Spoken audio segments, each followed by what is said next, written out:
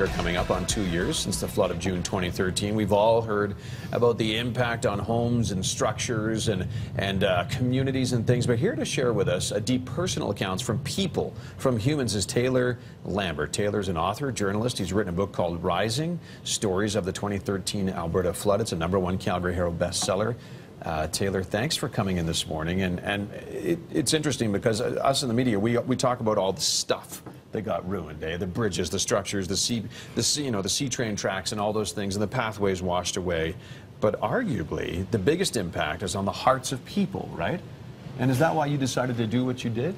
Yeah, absolutely. I mean, stuff like infrastructure and even houses to some extent, I mean, those things just cost money, they can be replaced. Yeah. But the toll that it took on families and ordinary people, that's the stuff that lasts for people's lives and even down generations. I mean, there was a great deal. I saw your segment on mental health during the flood, and that was something that we see a spike in during any major disaster, domestic violence and mental health issues. So the personal aspect of what these people went through was definitely an important part of why I wanted to write this book. You chatted quite frequently, you were saying in your book, with people over coffee, meetings in cars, all kinds of different places where you actually got the stories of these people. Are there a few that really stood out for you that are in the book? Yeah, well, how the book is structured is it uses multiple perspectives from different people with very different experiences of the flood. So some of them are victims or volunteers or both sometimes. There's emergency workers, soldiers, zoo officials, and the ones that stand out the most for people are the same ones that stand out for me.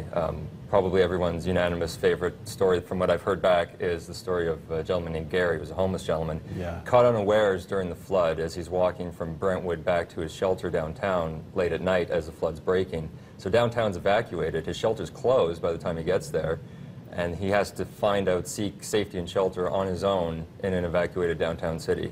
As he's seeing all of the flooding and the remarkable things that are going on. Yeah, that's an interesting perspective. You also focused on one of the First Nations around Calgary that were affected. Yeah, Siksika First Nation. The media eventually caught up and picked up that story as well, but that was one of the things that sort of fell behind in the early days of the flood. But the tragedies out there were just extensive and remarkable. And the Siksika story that I focus on comes from the emergency worker side and the administrative side. So it's firefighters rescuing people, the administrative people trying to organize safety and shelter, and then the crisis workers who are going in taking care of the evacuees.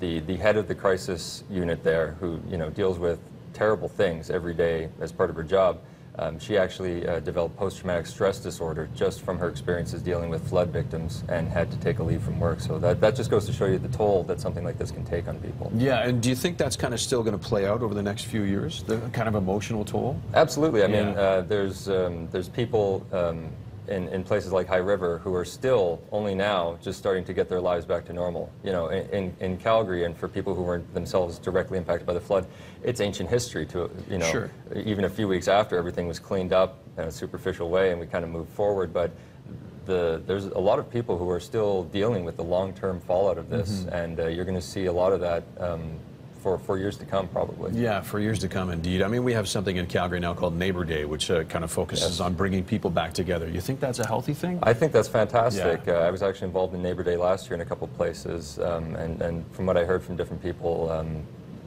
it is exactly what they want to see. That was one of the things that made the flood so remarkable as a story, was not only the devastation, the disaster, but also afterwards, Albertans and Calgarians coming together and supporting each other as neighbors. And I think Neighbor Day is probably one of the better legacies that came out of the flood in terms of remembering that. Yeah, I think that's a great way to put it. Taylor Lambert, who we're chatting with this morning, the book is called Rising, Stories of the 2013 Alberta Flood.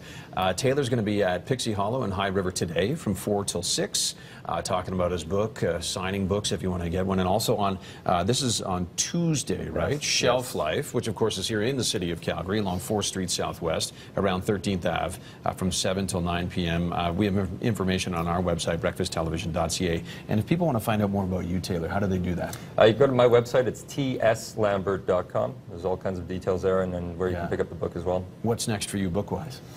Well, I'm actually working on a book right now. It's about the underclass in Calgary and class divides in Calgary through the lens of the residential moving industry. Really? Which is unusual, but it's something that I have a long connection with. It's a job that I work part-time to put myself through university, and so the stories that came out of that are something that's influenced me to look at class divides in Calgary, which is a boom city for some people, but not for others. So that's what I'm working on right now. There you go. Good stuff. Looking forward to that. 6:55.